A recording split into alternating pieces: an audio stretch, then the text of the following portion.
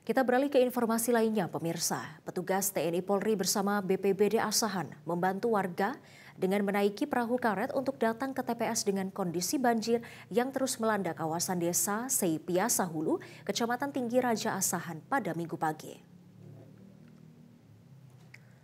Beginilah kondisi desa Seipiasa Hulu, Kecamatan Tinggi Raja. Hujan yang terus melanda kawasan tersebut membuat pilkada terpaksa diulang di dua tempat pemungutan suara, yakni TPS 02 dan TPS 06. Ketinggian air 1 meter membuat petugas menggunakan perahu karet untuk mengantar warga ke TPS. Pakaian yang basah karena hujan dan banjir tidak menyurutkan pemilih dan petugas untuk mensukseskan acara demokrasi ini.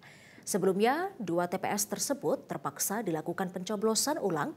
Hal ini dikarenakan pada 27 November lalu kawasan tersebut dilanda banjir dan tidak memungkinkan untuk dilakukan pencoblosan. TPS 02 memiliki total DPT 245 dan TPS 06 memiliki 325 pemilik sehingga total keseluruhan ada 570 daftar pemilih tetap atau DPT.